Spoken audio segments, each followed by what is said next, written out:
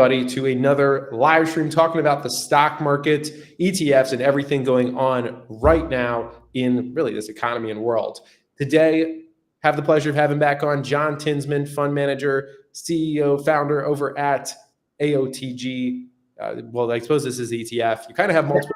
AOT Invest. There's AOT Invest. There's multiple pieces to it, but for the purposes of this, AOT Invest and the ticker AOTG. As we get started, the conversation today is going to largely rotate around finding companies that are established and stable, but still have the potential to scale. And I think that this is, they call it the $60 million question, right? On X, you see everybody tweeting. I tweeted out myself the other day. NVIDIA had this huge move to the upside. What's the next NVIDIA, right? And you look at Palantir and you look at other names, and people are starting to see just crazy valuations, right? We have $4 trillion companies, multiple that are over $1 trillion at this point. And I think people look at it and they say, well, maybe the best bang for my buck is to go ahead and buy a company that is trading at 5 billion, 10 billion, right? Because they have so much room to the upside. But what sometimes they're missing is that these behemoths have established not just a large book of business and a high market cap, but also scalability. And that's why often their market caps are already where it is and why we believe it can keep going further. I don't know, John, if I've had any other conversations with anyone else on X about a $10 trillion company, right? And what this could look like, but you kind of instilled belief in me that this is the way things are going. So I'd love to turn it over for you to talk about this concept of large companies still having a ton of room to scale because of the way that they do it through the margins.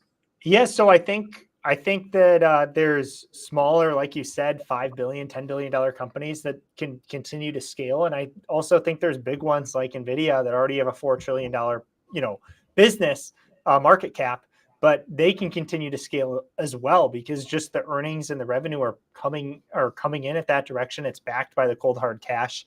I mean, scalability is really like, how much does it cost you to continue to make more goods?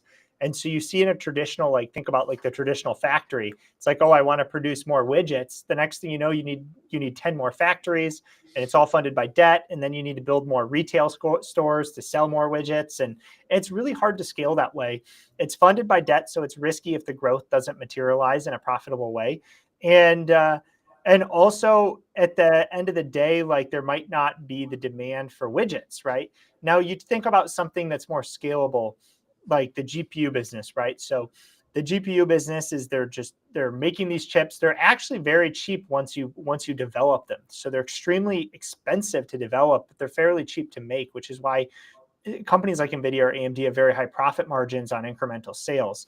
And then the scalability factor is you want to be in businesses, one where the incremental production is actually not very expensive. So conversely, of very high profit margins. And you could think about a company like Microsoft and they're going to go sell their Copilot and a couple, an additional Copilot subscription. It comes at almost no cost to them, right? You just go online, you sign up for it, you pay them. They're basically they're not really, producing it in a factory per se. They're licensing it out to you, and it comes at almost 100% profit margins. So that way, if the demand for Copilot increases by 10x over the next couple of years, which I totally think it will, then they're just going to be minting money off of that extra demand of this product that they've already created. So I think the scalability in these companies like Microsoft or NVIDIA is absolutely there. I think as an investor, if you can grow your portfolio at 20% annualized, you're going to be doing that's what Warren Buffett did. You're going to be doing incredibly well. Your money's going to double every 3.5 years. So anybody that can do that over the long term is going to have, I think, tens of millions of dollars if they're able to save a portion of their salary each year. So you'd be reaching wealth that, very few people can. And so you want to invest in investment strategies, to me, that have the potential to do that, and companies that can grow their earnings in the long run at 20% plus annualized. And I think NVIDIA is obviously already doing that. Same with Microsoft, same with Google. I think these companies can continue to do it because of the unique features of their low marginal cost products. And I think, there you have it. Look at that. NVIDIA, Microsoft, Apple, Amazon, Google, Meta. So, let's talk about the kind of differences here, because Apple, right, it's not quite the same as something like Microsoft maybe in these areas, But there's also different business departments. But Apple, right, they're selling physical products, and it's going to cost them for each product that they have to build, they have to pay for that, right? Versus something like Amazon, where you might look at it and say, okay, well, it's worth $1 trillion less. But the way that Amazon can scale with AWS, right? And obviously now the actual Amazon site where they're selling on there is kind of a loss leader, or maybe it's just breaking even, but it's bringing a lot of attention in. But they have products on the back end that seem like they really scale. How do you see it for Apple as a company that fits in to this mold potentially? Because Apple is not a top holding in AOTG, but other items like Microsoft, Nvidia,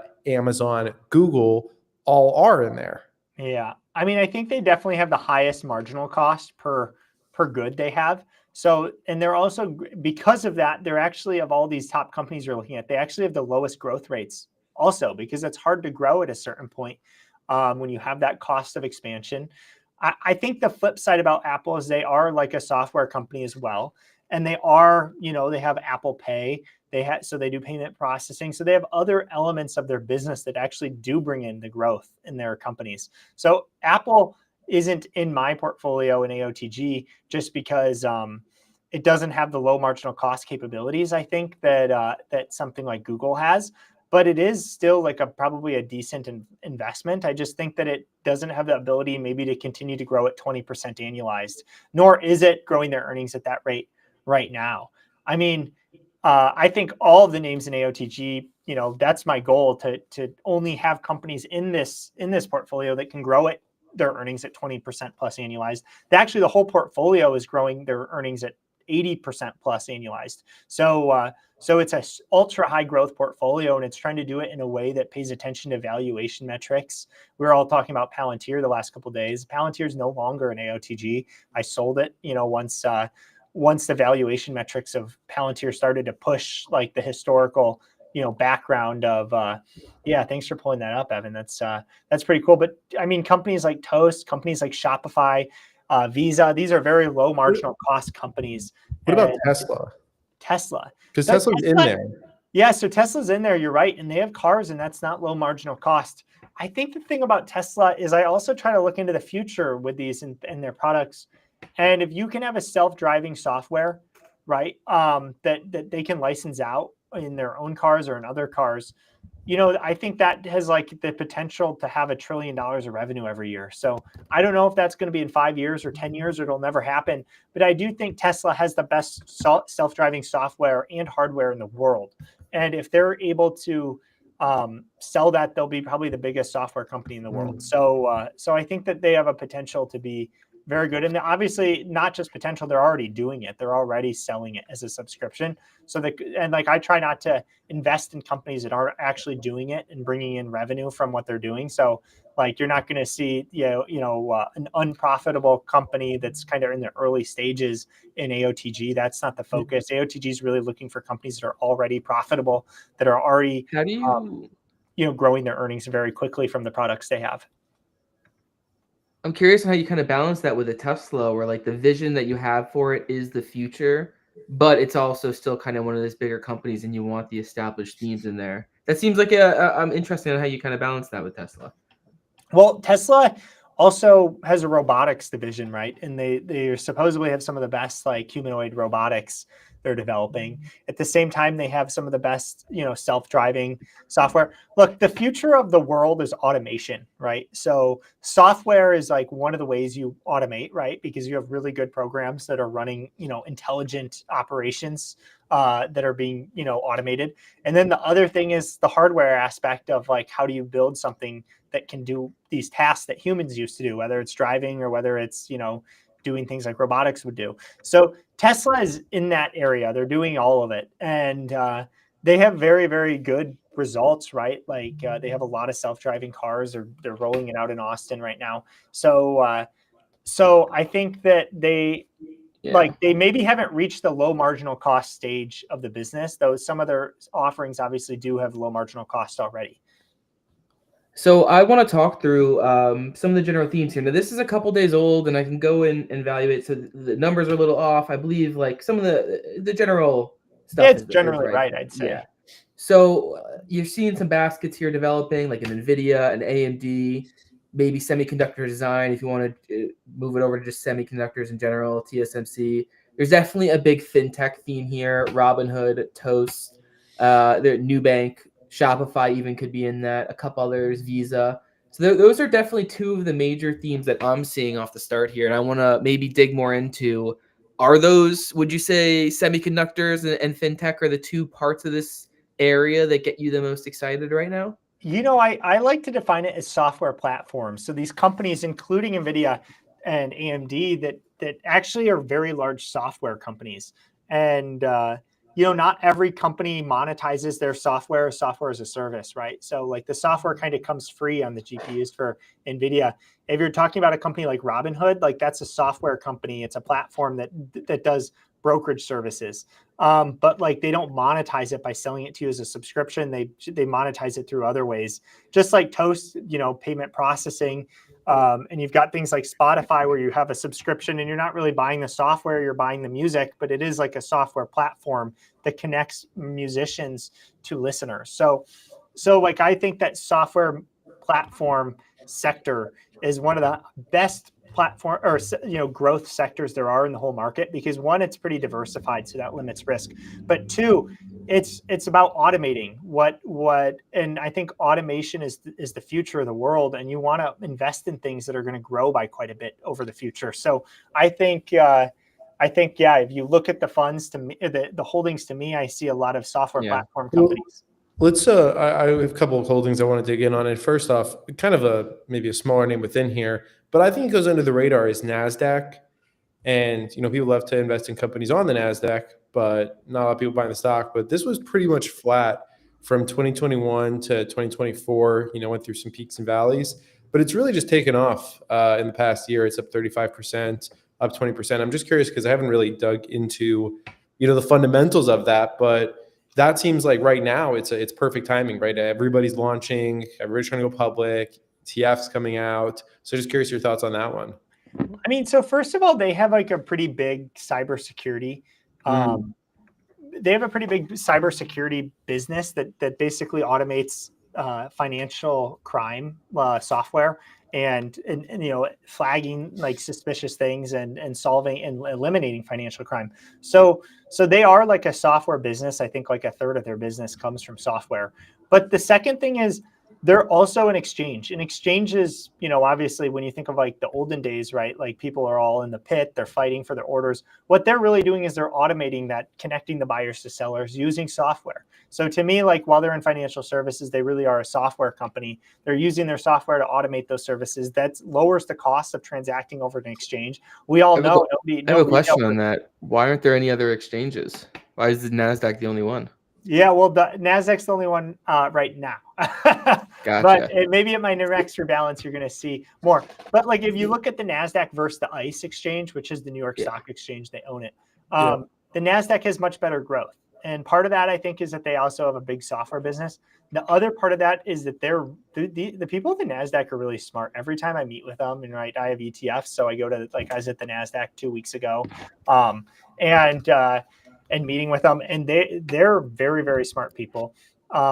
They really believe in using software to automate as much as they can. If you look at their expenses year over year, their expenses are actually declining. So if you type in like NASDAQ stock, right, and you look at the financials, right, you'll see that the expenses are pretty much flat or declining. And you'll see that all of the revenue is going straight to profits. So you're basically seeing net income growth of 103% year over year. So that's like incredibly high income growth. And like I said, like I think if you can get companies that are growing their earnings by over 20% in the long run, that's a winning formula for investors. And if you've got a company that's doing that at 100% instead, and they have a very reasonable valuation metrics, then maybe that's a formula for winning 5x more. So I'm excited about NASDAQ. It's something I've been buying. Probably going to continue doing so into the future. Can I guess what the other one might be? Is it? Sure. Well, listen, there's a couple answers it could be. I think one just IPO'd or something. MyAx. I didn't really look too deep into it. CME, CBOE would be the other answers. I'm looking at the CBOE growth. We're at 20%. That surprised me a That's little what I was bit. about to point out. And also, it's funny, they're each half as big as each other. ICE is 100 billion, NASDAQ's 50 billion, CBOE is 25 billion. Yeah, I mean, they're all pretty exciting. And I think like when you think about artificial intelligence is basically you're able to continue to automate complex tasks that previously it wasn't economical to do that. And nobody can use those tools better than somebody like an exchange. So nobody should be able to grow faster, innovate faster, and reduce their expenses faster than exchange with these tools. So like there's certain things like you're in a factory and you're building, airplanes. Those people are going to benefit the least from it because at the end of the day, they need people building airplanes. Probably. I think the people that benefit the most are the people that are already mainly in that automated space that can use it to automate things better than previously done before. So, I mean, I'm pretty bullish on all that whole sector. And by the way, that includes names like Robinhood. That includes names like Charles Schwab. I mean, you're looking at a lot of these companies in this financial service sector, and they're all doing incredibly well with amazing earnings growth. Yeah, I want to talk Robinhood for a second since you mentioned it. Hood's down 5% today, trading back to underneath 110, still up 183% on the year. So obviously still a great year at this point. They are going to have a gold event coming up in about 20-ish days, maybe 30-ish days, something along those lines. And so it's, I think, the 9th and 10th of next month. And they typically have stunned at those events as well. Right? They've, over the last few, introduced Robinhood Strategies, Cortex, banking. They had the rollout of futures, legend, items along those lines, all within the past year. And so I'm excited for this one coming up. And this is a top 2 holding just after NVIDIA inside of this. Have you, when you look at the stock now and the growth that it's had and, becoming $100 billion company, where do you see? Why haven't you taken profits yet? We're flying. Yeah. Should you have taken profits already? It's quarterly rebalancing. Why is it 2? It's quarterly rebalancing, so I understand why profits haven't necessarily been taken here. No, but my next you get the general question. Coming up in less than 10 days, Evan. That's the question, though. We're on a big run. Hood So I actually am not supposed to ever talk about like what I'm going to do in a rebalance because it's like, wait, is it not quarterly?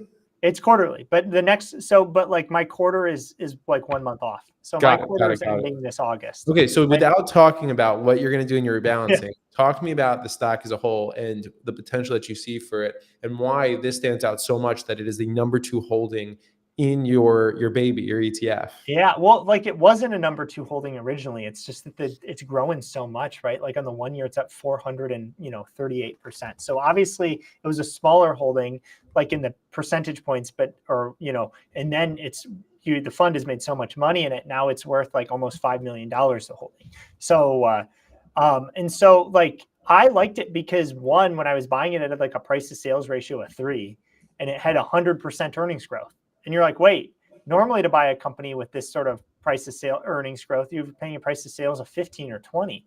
So I was like, this is like at least 5x undervalued. And so I was buying it. And obviously now it's coming up on more of a fair valuation, I think. Right. So like now we're talking about a price to sales ratio that's probably coming, about to surpass 25 off the top of my head. I'm not looking at it right now exactly. But you still have companies like Palantir that are like at a multitudes above that. So like it's not saying that Robinhood can't go to 200 or anything like that. It's just saying that now we're starting to get for its growth. We're starting to see something that maybe isn't overvalued in my mind, but is more approaching a fair valuation. And so when I come to the next rebalance, what I have to do is I'm a diversified fund, so I have to keep the 5% plus holdings under 25%. And right now, the 5% plus holdings are, let's see, I'm just dragging the thing in Excel, but the 5% plus holdings are at 48%, right? So trimming some of those down to 4.9%, whether it's AMD or Toast or Robinhood or NVIDIA, all of that's on the table and has to be done to be a diversified fund. And so then you're taking those trades and you're saying like, hey, what has a cheaper valuation metrics but has higher growth? And like, is that a company like AppLovin? Is that a company like NASDAQ? Is that a company, so basically you're trying to raise the growth of the portfolio through rebalance while you're lowering the valuation metrics, which should be a double win. And so that's what I always try to do every rebalance. And I try to make sure it gets done in a way that's going to be good for the shareholders in the long term. Love it. Yeah. I kind of have a couple other thoughts. I'm sorry, just to jump into real quick. First off, the PE ratios are wild when you compare them between Robinhood and Palantir. Robinhood's like a 58 PE, right? And Palantir is like a 578 PE. So yeah, it's a pretty significant difference on those areas. And then the market cap, Palantir is about 4 times the size of Robinhood on those areas. So those are a couple interesting points, and I am excited to see what happens with the rebalancing with some of the trims and movements along those pieces. I'll hold off on the other question though. Evan, jump in. What were you saying? Yeah, well, I think it's fair. It's also fair to kind of look at Robinhood kind of back on itself. I'm seeing the price to sales. I'm seeing here at 27.11 currently right now. So, so yeah, it's nothing crazy, but it's when you're kind of looking back on itself, it is a pretty elevated level. And it's when you look at some of these other names doing crazy things, like it's not that absurd. One thing I did want to point out here, you look at some of these high fly retail names, and you look at the way they went public. They didn't go public through IPOs. They went public through different ways to get retail heavily involved in it. They've been rewarded with very heavy retail ownership. Stock companies have performed well. Stocks have performed great. It's been an interesting cycle. So that is one thing that both these names have in common. They've built a big shareholder base, and they both went public in similar ways. Though while we were talking here, I can't lie, I was thinking my own book. I may be in a little bit of a trade right now on a name, and I wanted you to ask you about that trade's big brother and why it's not in this portfolio. Uber feels like it would be a pretty decent fit in this theme, and I'm not necessarily seeing it in here. How much do you think it costs Uber to provide one ride to somebody? See, look, the general assumption would be not much, but what's the truth? I mean, the ride itself costs maybe $10, and they maybe sell it for $11. Right. I suppose So that it's very high marginal cost, right? Which means scaling involves getting new drivers. It involves, basically it's a business that's much harder to scale, I think, in my opinion. And I also think there's a big disruption bit that's possible from self-driving cars, where clearly they're not going to be the ones that benefit from that. Because if somebody can build a self-driving car or rent it out or whatever you call that, like they're not going to hire Uber to do it for them, like, and let them take half the profit. So like, I think not only is there a risk, there's a scalability factor there that I'm not sure how it continues to scale well. But my question is people can drive right now and can do their own things, but they still use the Uber platform.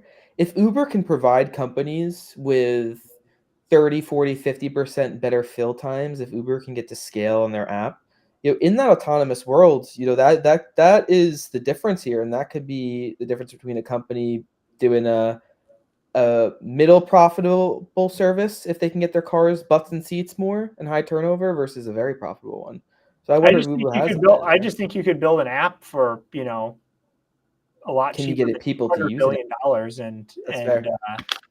and do it yourself cheaper. Like if I was a car CEO and I had this self-driving car, I would be like, no, like instead of letting Uber have the $200 billion market cap, we're going to be building that ourselves.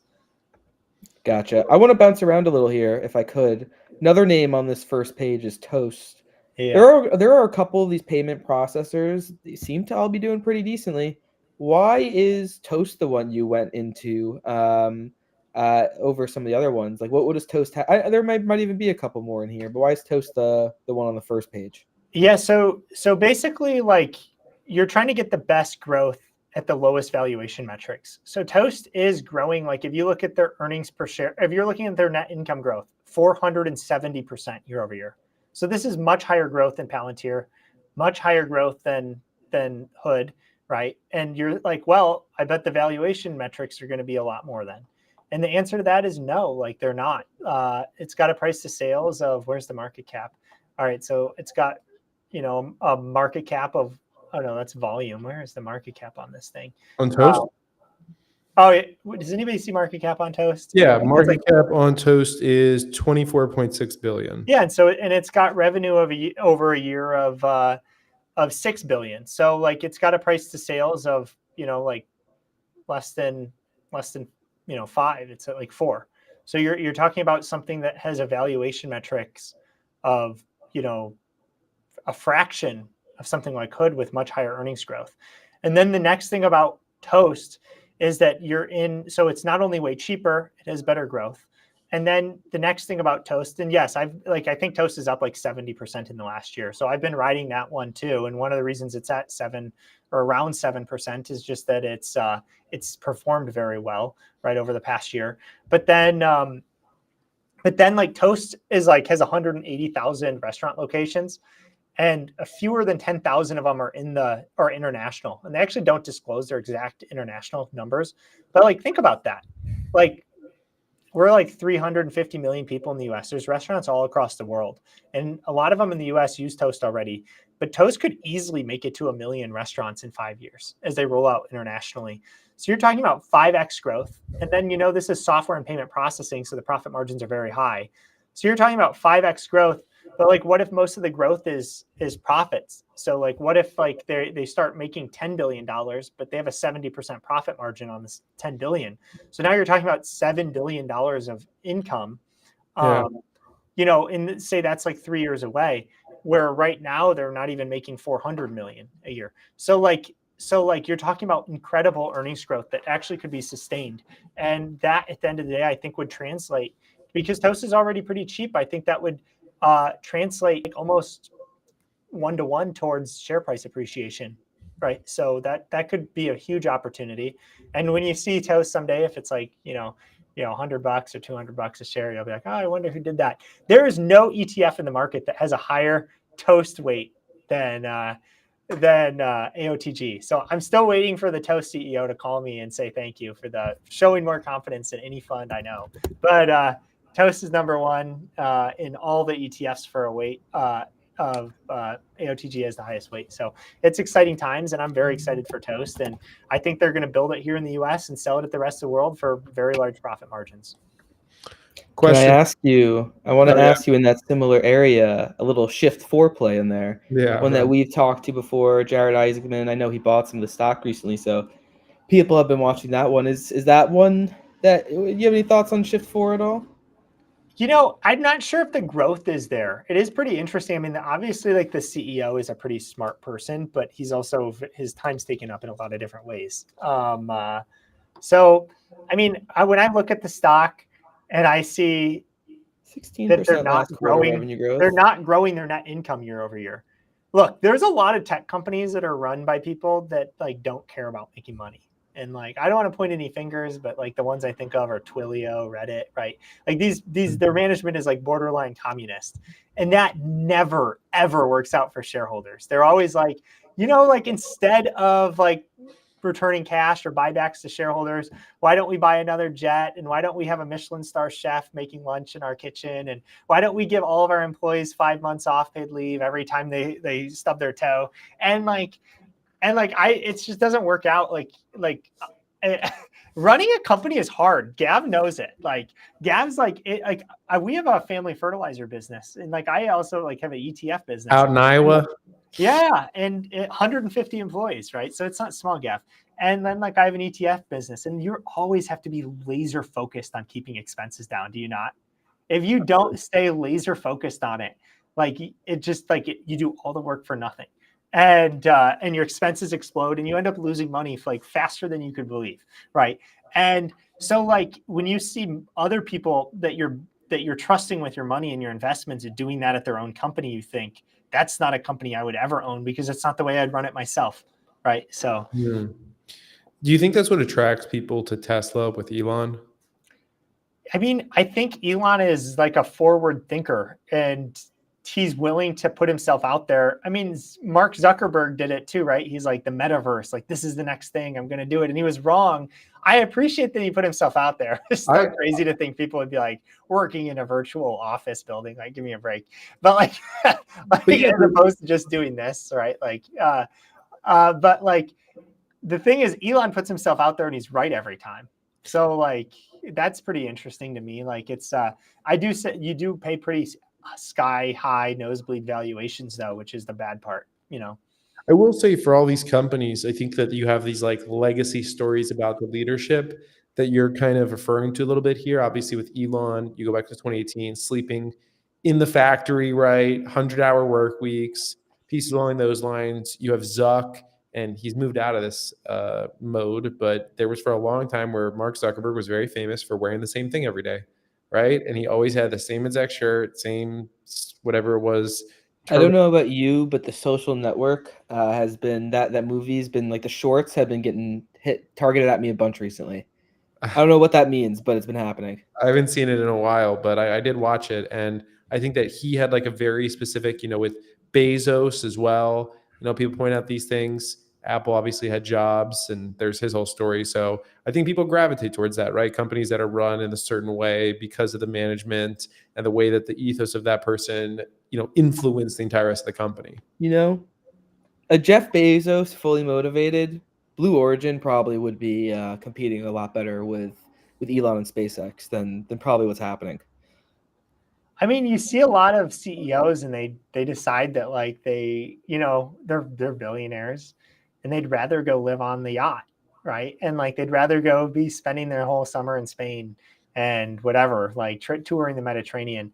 And those companies like don't do well. Like look at how Oracle did over the past like 2 decades versus Microsoft, right? And like look, like the guy's got like his own island in Hawaii. So like I don't blame him for wanting to spend time there. I mean, it's doing pretty good this year. Yeah, they've been doing something right for the last year or two now. But Larry. Like you're still so far behind what you could have been. I mean, so like I don't know, like when you want the brightest minds running your business, and when they're on vacation the whole time, like Bezos, right? Like, look, I don't blame him for wanting to like have this awesome life and spend some time in Venice and all this stuff. But it does take the brightest mind off the business, and you're not benefiting from it anymore. Yeah. So like when you see somebody like Elon that's really plugged in, or you see, other CEOs like Jensen that even though they're like one of the wealthiest people on the planet, they're just there plugging away, trying to build the best thing and provide the most value. Like that's really good for a shareholder and good for an investor when they see that. Yeah, shout out Vlad. Yeah, Vlad at Robinhood. I mean, right? Like these are amazing guys. Who's the opposite of that, right? Like who's that Evan guy that married the supermodel Miranda Kerr, like Snapchat? And like Snapchat has not done well. And look, dude, you married like a supermodel, Victoria's Secret angel, and you're always on vacation, and it looks like a great life, but it just hasn't been good for the company. Sure. And I'm super happy for these guys personally, but it's not a good investment. Trevor Milton. Yeah. Yeah. We can think of so many, but like I know like each one is sort of anecdotal, but like when you think about each one altogether, like the truth is like the same every time. The ones that do it, the stocks don't do as well as the people that are there grinding away. And it's a really competitive economy. So you do want to have those people that are grinding for you, not vacationing for you. It's Mark Zuckerberg. Sorry, go for it. Mark Zuckerberg seems like someone who wants to win continuously right now at the top. So I think he's like 50-50. I think he likes to vacation pretty well too, and I don't blame him for that. But I think he also wants to win. And hopefully, it's really interesting to see where this plays out, like for AI. But I think they'll all benefit, right? Like whether you're Instagram and Facebook and you've got just an enormous user base, or you're Microsoft and you've got all of your Office suite that everybody uses every day, or you're Google and you've got YouTube and you've got Gmail and you've got the search engine business. These people use their products every day, and they're going to be the most posed to provide it to consumers. And I expect them all to win together. I don't know which one will be the biggest winner, but I guess I don't have to if I just own all of them. I can benefit from any or all of them winning at the same time. So okay. By the way, I just got a notification. Bitcoin dropped below 113K. Got me thinking. Crypto. We also could ask this like stable coins. Gav, I know you're a lot more in this area. I'd be wondering like what part of crypto, like stablecoins is where my mind went to first. But I'm curious your thoughts on that, and if that's something that envisions more in the portfolio. I know there's a Coinbase in here, and Robinhood has that type of exposure too. But yeah, Gav, I wonder if you can reshape that question a little bit, and then I'd love to hear John's thoughts. or I how don't do know you if think? there's much to reshape, but yeah, crypto and scalability and blockchain. You've got Coinbase already in there. Could we see other crypto-related companies like Circle or other pieces make their way in there? I mean, the problem with Circle when I'm like looking at it is that one, they're making all they're making all their money from treasuries, right? And we know that the Fed's saying that they're going to be reducing rates, so for sure their income is going to be going down, right? And then the next thing is they have a very high valuation metric, and then the next thing is like, why would I use Circle? That was our question to you. Was like, Well, no, like if you're going to grow and everybody's going to be using you every day, like Google, why would I use Circle?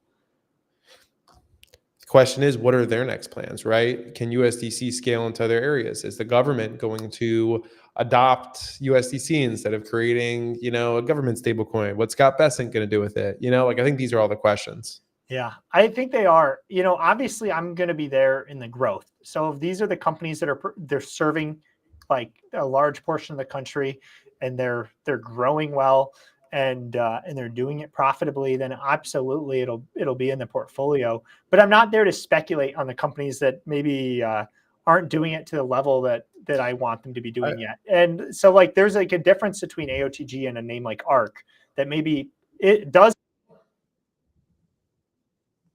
Ooh, I lost sound.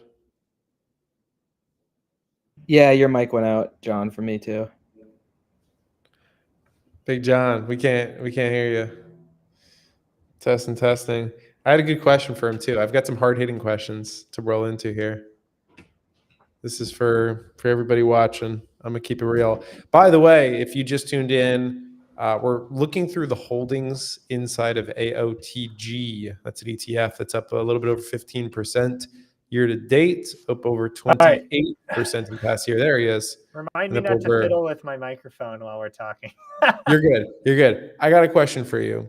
Yeah. I got a couple fun questions. All right. So we talked about the great CEOs and the bad CEOs. Of the companies that made the cut of your ETF, who is like, if you had to like do CEO rankings, like which company is the best company that made the cut with the worst CEO? Like who do you think is a company in here that is exceeding despite their CEO, and like that company, if they were maybe to make some changes or different pieces, like you could see them rocket? Oh my God, his mic's out again. Pain's all I know. All right, I'm using my webcam audio. All right, we got you now. Like that or something. But so basically, the things I dislike the most is when you see outrageous stock-based compensation. So basically, like you have these CEOs like at the trade desk and at like Samsara, and these, by the way, are both holdings in AOTG, but they're paying themselves like 20-25% of revenue. These are companies that like are barely profitable, and like they're diluting it by 25% of the revenue in a year. Like, could you imagine that? Like, to me, to have a company with that many employees and to be like, I'm just going to give myself, I don't know, 25% of the revenue in stock-based compensation, I think that that's crazy. And so like I'm always going to be in the growth, but that does change the risk reward dynamics, and you really do have to pay attention to stock-based compensation in some of these funds. And I think that's what the index gets wrong when you're doing this. First of all, the index just buys things and it waits it by market cap. But like there's companies out there with crazy stock-based compensation that you're thinking like there's very little chance the stock is going to go up more than 5% over the next couple of years if they're diluting the shares by this much every year. And like that usually holds to be true. And like when you just have an index that weights by market cap, you can't really avoid the super unprofitable companies or the super, overvalued companies or the super, dilution companies. And you can't focus on the ones that have the best earnings growth either, because at the end of the day, I do think it makes more sense to weight by earnings growth than it does to weight by market cap, right? Like it doesn't matter how big of a company is if they're not growing at all. Like you want to own the future, not what's stagnant. And so like that's why I like AOTG. That's why I put almost all of my own money in the fund. And there's a lot of ETF managers that don't do things like that. Like that they're not making funds that they would gladly own themselves and do. And so I'm happy to be there, and I'm happy for every shareholder that comes along and joins the party. Love it. All right, I got another question. It is fantasy football season. Do you play any fantasy football? No, I don't. Okay, Yeah, you don't have to you're play. going to be doing less when you have kids too, I think. You don't have to play for the purposes of my question, but in fantasy football, there is a thing called sleepers. These are, people, players that, they're not going to be the number one pick, but they're going to, in our opinion, outperform. Someone I can grab in the third, fourth, fifth, sixth round, and they're going to outperform their position. When you look at the companies right now in AOTG, who are some of those sleepers that we haven't talked about? They don't really get discussed, but people should watch out for them. Yeah, I mean, I think that like you're all like a lot of retail is really focused on like what am I going to make 10x on, right? But they forget the goal really should be to try to get 25%, 20% annualized growth every year in your portfolio for a long period of time, because you can turn $150,000 over 30 years into 36 million, right? So like that's just if you don't add any money, $150,000, 30 years in a row, annualizing 20%. Yeah, 36 million, be very wealthy. So like, what is that potential? Like what companies can just go up by 20% and you think they can do it year in, year out? I think that like the Visa, MasterCard, totally capable of doing that because every incremental sale, they can record at 100% profit margins. So even if the revenue only grows by 8%, their earnings can grow at over 20%. And we see that in those companies today. So like, I think while they're not going to go up 100% in a year, I think they can year in, year out, continue to grow like that. Then like the next ones I would think of are, I think companies like Salesforce, and while these are already big companies, Taiwan Semiconductors, they're just such a backbone of an industry that is going to continue to grow, and they do have low marginal costs, so they can translate most of that growth into profits. I think these are companies that are somewhat safe too because they do big buybacks. So like when you have a company like Google or Visa doing, Google's doing a $70 billion buyback, Visa's doing huge buybacks, it limits the downside volatility. So when the market sells off, those people are like, could you even imagine it? Google like send the $70 billion buy order. You like see like a line of money trucks, like as long as a city, like headed to the bank to get the gold bars to go fund the trade or something. Like it's kind of crazy that much money. But like there are no sellers in Google for $70 billion of selling, right? So you do get a pretty good like downside volatility cushion where the buyback program is going to activate in full force, and there's just not many sellers that could overcome that. So I don't know, like I like those ones. I think the downside is limited, while the upside is, while maybe not sky high, the upside is definitely could create generational wealth in the long term. Love it. Great run through there. I have to ask, okay, you're not playing fantasy football. Do you at least follow college football? Are you a true Iowan? Well, I went to Northwestern. So yeah, Iowa and Northwestern are, they're both in the Big Ten. So they're like rivals. Though Iowa probably is like Northwestern. No, we're rivals with somebody else. They're not Northwestern more than the Hawkeyes. Yeah, that's right. More than the Hawkeyes. Okay, yeah. Interesting. I feel like I have some Hawkeyes on my team. Evan, yeah. What else is on your mind? We got like just a few minutes here. Probably one more question, then we'll wrap up. No, I would just kind of go to anything you think that we haven't talked about yet. There's obviously a couple more stocks that we could dig into. Hopefully we do this again and talk through some more of these themes. But I don't know if there's any topics top of mind that you're watching over the next week, 2 weeks. There's a lot of these software earnings reporting next week when I look into it. This week there's like an Intuit. Couple others. Next week I'm seeing it. There's like a CrowdStrike, a Snowflake, the big one, NVIDIA, Okta, MongoDB. So Dell, Marvell. There's a lot of names reporting over the next week or so. It's still. I'm just curious. Anything we haven't talked about, what you're watching going forward, that type of thing. Yeah, I mean, I think that Intuit has a potential. Like everybody thinks of them as like TurboTax, which is like maybe like not it, like that's the thing that hits the retail. But what people forget, like, do you use QuickBooks for your business gap? Like they like power the business world, right? So like could they come out with an AI product that saves accounting hours and makes doing Gav, QuickBooks? Sorry to interrupt. Do you pay taxes? Just want to confirm. IRS? Okay, good. Yeah. John, same question to you. You can't confirm or deny anything. Yeah. Just as much as I have to. Yeah, not a penny more, not a penny less than is what is owed. They sent me back money this past year, so I'll take it. Nice. There we go.